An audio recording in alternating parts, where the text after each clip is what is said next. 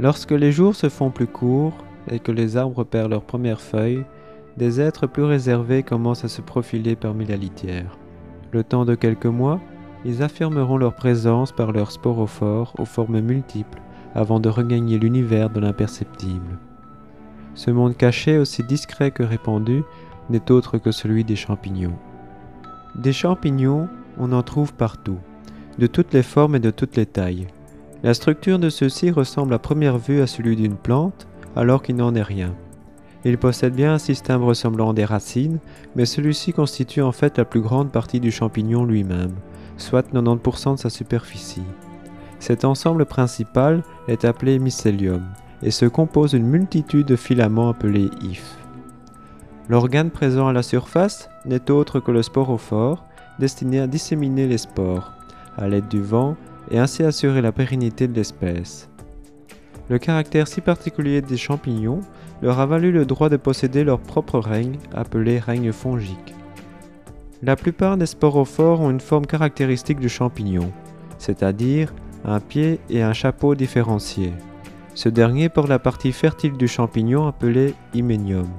C'est sur celui-ci que se forment les spores. La reproduction débute lorsque deux spores de type opposé germent l'une près de l'autre et créent leur mycélium primaire. En se développant, ceux-ci finissent par se croiser et fusionnent. De ce fait, les deux mycéliums forment ensemble un mycélium secondaire, prêt à produire des sporophores. Une fois le sporophore développé, la reproduction en tant que telle peut avoir lieu. C'est au niveau de l'hyménium qu'intervient la fécondation par fusion nucléaire. Celle-ci est immédiatement suivie d'une série de 3 divisions qui redistribuent dans les spores un stock nucléaire haploïde. Les spores d'une taille de 2 à 20 millièmes de millimètre n'ont plus qu'à être dispersés par le vent.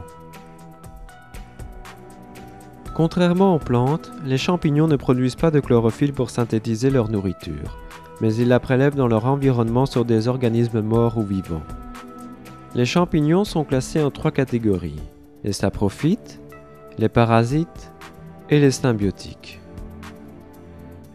Les champignons saprophytes décomposent des organismes morts en produits de base non organique assimilables par les plantes, à l'aide de puissants enzymes produits par les cellules des hyphes.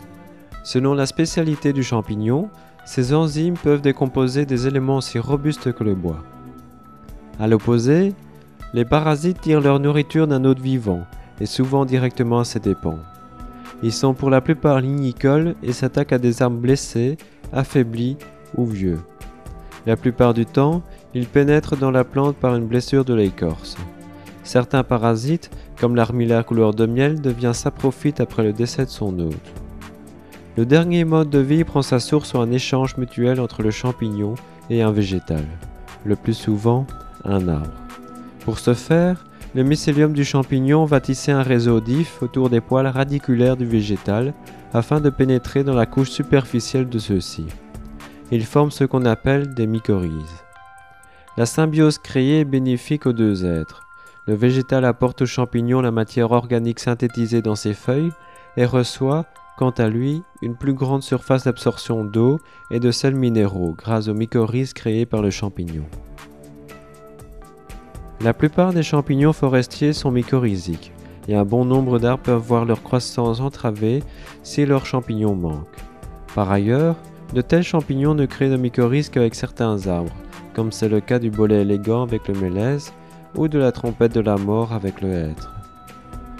Enfin, une autre association existe entre un champignon et une algue.